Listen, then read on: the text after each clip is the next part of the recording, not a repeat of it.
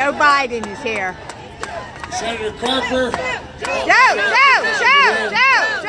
I got a fairly brief message for you. Look, a couple points I want to make to you. I was supposed to be down in Washington speaking at the big rally down there, but I wanted to come home. Because that old expression goes, you're the ones that brung me to the dance. And folks, I want you to know a couple things. First of all, we can beat the NRA. I did beat the NRA. Most of you guys are too young to know, but in 1996 I passed a crime bill with the help of Tom. And guess what we did? We outlawed assault weapons. We eliminated, you could have no more than 10 rounds in a clip. We made sure that we, for the first time, passed background checks, the Brady bill. We made a lot of progress. And we only passed it by 7 votes. But the reason we did is because people got engaged. Because back in the early 90s, there was a crime wave going across the country. And Tom and I were able to roll this in with 100,000 cops on the street to make people safer. And crime's gone way down, but here's what happened. When crime went way down, we had the Bush administration came along. Well, no, just listen to me, okay? Just listen to me, just for a second. I won't take much of your time. Well, folks, here's what happened. In order to pass that bill back there in 1994, what we had to do was we had to get it, quote, fancy word, reauthorized in 10 years. The problem was there were a lot of hanging chads in Florida, and a guy named Bush became president, and he let it lapse. But because the crime wave had abated and gone back to the levels of the 60s, people stopped talking about it, stopped worrying about it. When Sandy Hook occurred, at every one of them, from Columbine to Sandy Hook, I've been there. I've been with those parents. I know every single parent who lost a child up in Sandy Hook. I've spent the time this last 3 weeks, or 2 weeks, with the parents in Florida. I spoke with 400 of them yesterday privately in the Capitol. And folks, too many people are dying. Too many children are being hurt. But here's the deal. You guys, you talk about how you're going to change things. You are going to change things. No, not a joke. I'm not trying to be nice to you. Because look, Frank, here's the deal. What's happening now is you're ripping the Band-Aid off. You're forcing people to look squarely in the eye what they don't want to face. And guess what? Way back a long time ago in 1972, when I ran for the Senate as a 29-year-old kid and won, everybody thought we had, my sister organized my campaign. They called it the Kitty Campaign because we had 20,000 volunteers, mostly high school students. Well, my sister understood that I hope you understand that nobody else did, that you have more influence on your parents than they have on you. Not a joke. When they see their child upset and committed to something important, it changes their minds too. So all across America, in all the cities, it's not just all you young people marching, it's all those parents home listening and watching. And here's why that's important. The reason why we lose these gunfights, and I'm the guy that introduced 40 initiatives after Sandy Hook for the president, and we only ended up having 14 of them pass, 14 of them be put in place. The reason why is, for the gun guys, this is the single most important issue in the world. So for example, if there's a congresswoman or a congressman who votes every way that person wants, but votes against guns, they vote against them. A little bit like what happens in my party.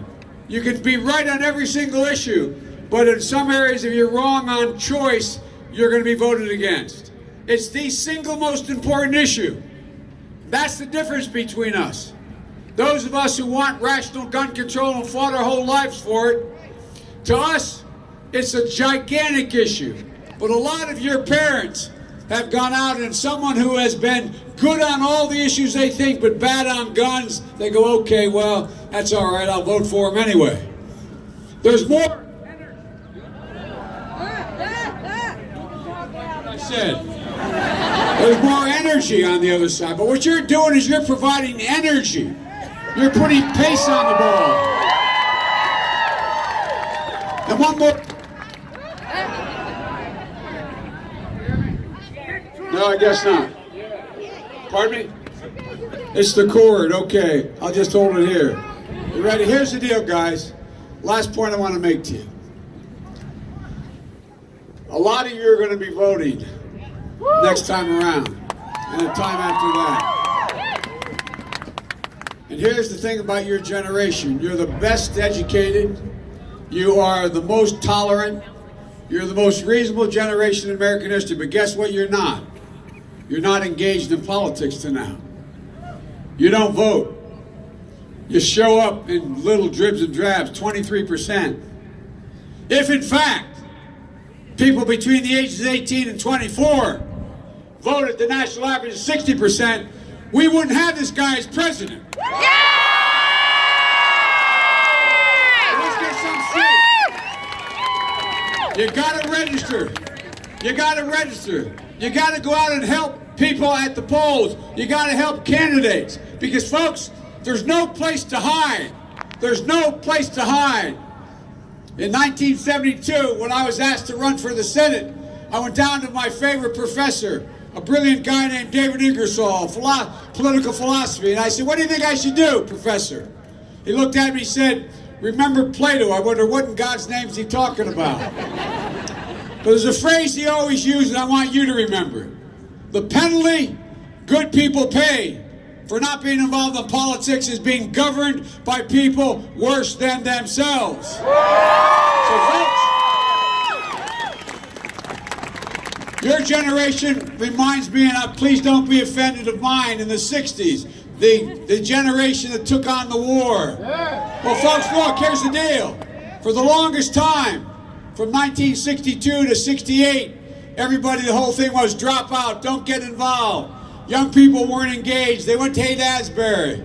But around 68, when our heroes were killed, when Dr. King was murdered, when this city, when state was occupied, this city by the National Guard, when my only political hero, Robert Kennedy, was assassinated the day I walked across the stage to get my diploma for my law degree.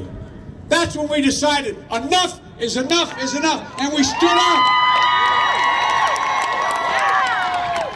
That's what you're doing.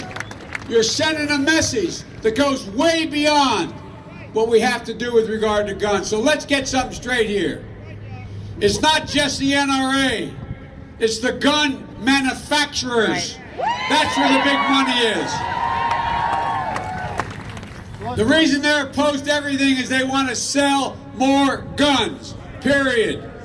Guys, Tom helped me, when I was vice president, put in a provision. You know, you have a biometric ability to you buy a gun, the only person who can pull the trigger is the person who qualifies to own the gun. Well, guess what? The technology's there. I got folks in Silicon Valley to in fact invest in it and develop the technology. But gun shows, gun dealers who use it and advertise in their windows that they have those guns, the gun manufacturers stopped selling to them. They said, if you sell them, we're not with you, because guess what? If the only person who can pull the trigger on a gun is the person who legally is able to own it, then guess what?